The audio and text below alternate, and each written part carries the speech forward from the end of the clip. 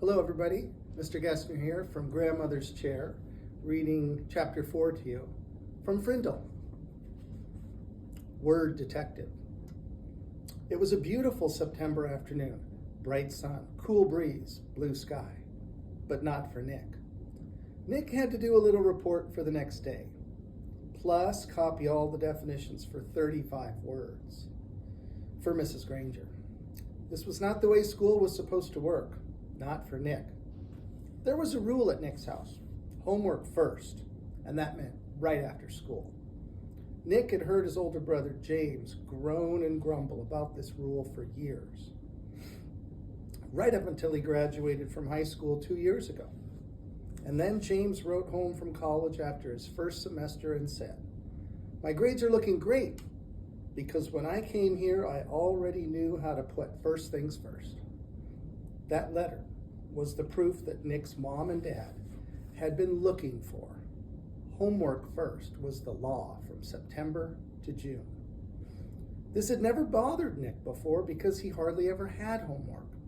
Oh sure, he looked over his spelling words on Thursday nights, and there had been a few short book reports in 4th grade, but other than that, nothing.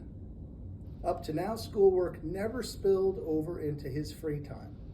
Thanks to Mrs. Granger, those days were gone. First, he looked up the definitions in the brand new red dictionary that his mom had bought because Mrs. Granger told her to. It took almost an hour. He could hear a baseball game in John's yard down the street, yelling and shouting every few minutes, the sharp crack of a bat connecting with a pitch. But he had a report to do for Mrs. Granger. Nick looked at the very front of the dictionary.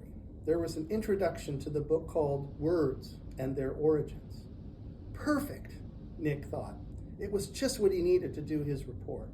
It would be all over in a few minutes. Nick could already feel the sun and the breeze on his face as he ran outside to play. Homework all done.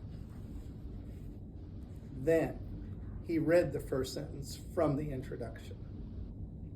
Without question, this modern American dictionary is one of the most surprisingly complex and profound documents ever to be created, for it embodies unparalleled etymology, detail, reflecting not only superb lexicograph scholarship, but also the dreams and speech and imaginative talents of millions of people over thousands of years. For every person who has ever spoken or written in English has had a hand in its making. What? Nick scratched his head and read it again, and then again. Not much better.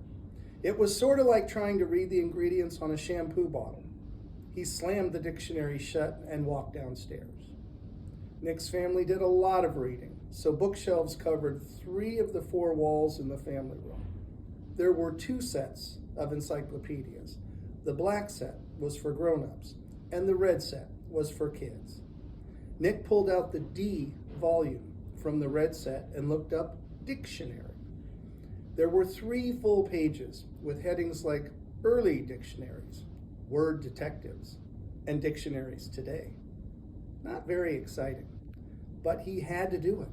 So Nick just plopped down on the couch and read all of it. And when he was finished with the kids' book, he opened up the black encyclopedia and read most of what it said about dictionaries too.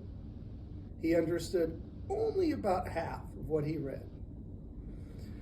He leaned back on the couch and covered his eyes with his arm, trying to imagine himself giving a report on all this boring stuff. He'd be lucky to have 3 minutes worth. But because Nick was Nick, he suddenly had an idea, and it brought a grin to his face. Nick decided that giving this report could actually be fun. He could make it into something special. After all, Mrs. Granger had asked for it.